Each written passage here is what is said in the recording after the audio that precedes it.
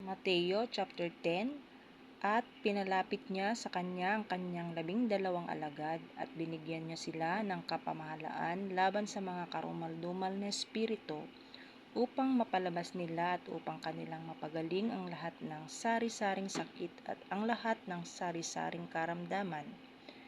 Ang mga pangalan nga ng 12 apostol ay ito.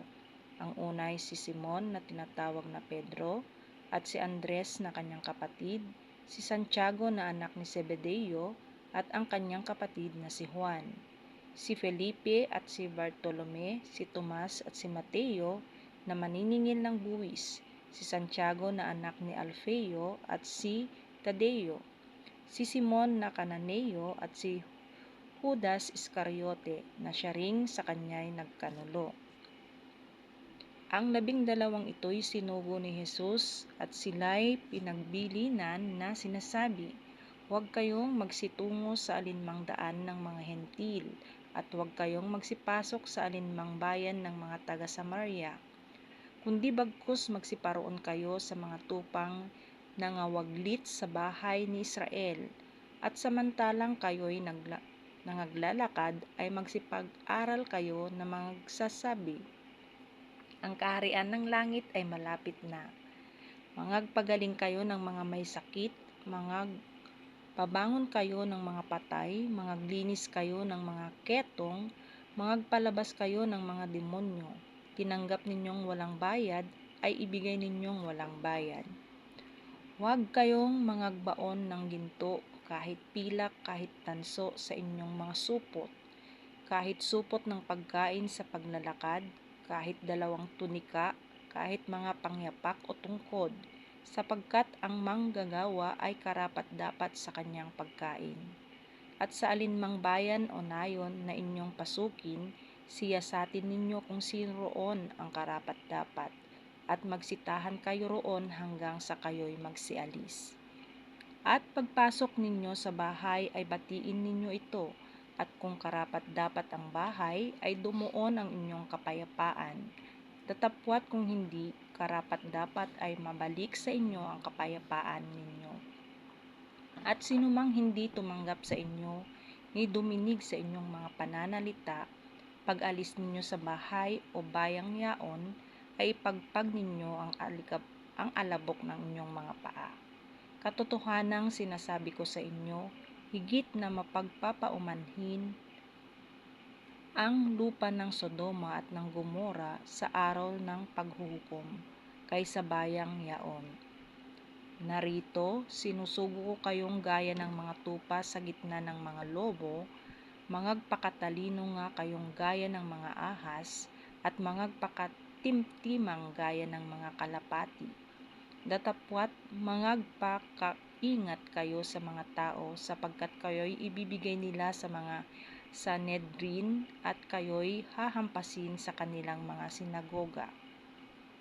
Oo, at kayo'y dadalhin sa harap ng mga gobernador at mga hari dahil sa akin, sa pagpapatotoo sa kanila at sa mga hentil.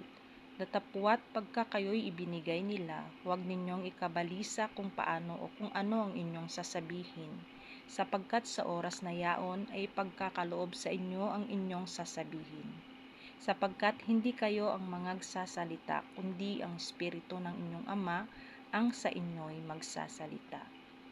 At ibibigay ng kapatid ang kapatid sa kamatayan, at ng ama ang kanyang anak, at hihimagsik ang mga anak laban sa kanilang mga magulang, at sila'y ipapapatay. At kayo'y kapupuotan ng lahat ng mga tao dahil sa aking pangalan. Datapwat ang magtitiis hanggang sa wakas ay siyang maliligtas. Datapwat pagka kayo'y pinag-uusig nila sa isang bayang ito, ay magsitakas kayo tungo sa kasunod na bayan, sapagkat sa katotohanang sinasabi ko sa inyo, hindi ninyo matatapos libutin ang mga bayan ng Israel hanggang sa pumarito ang Anak ng Tao. Hindi mataas ang alagad sa kanyang guro, ni hindi rin mataas ang alila sa kanyang Panginoon.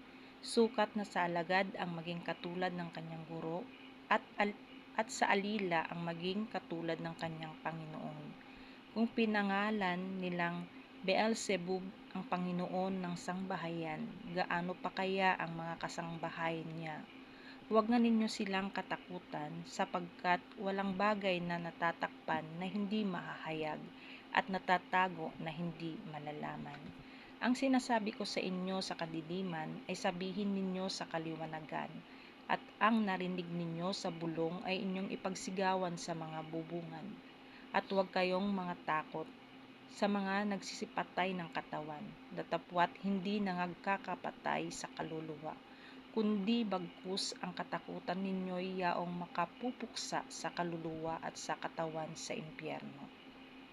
Hindi baga ipinagbibili ng isang beles ang dalawang maya, at kahit isa sa kanila'y hindi mahuhulog sa lupa kung hindi pahintulot ng inyong Ama.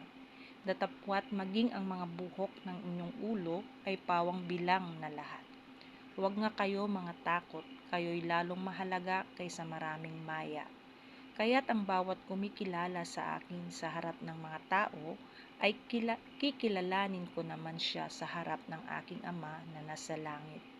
Datapwat sinumang sa akin magkaila sa harap ng mga tao ay ikakaila ko naman siya sa harap ng aking Ama na nasa langit.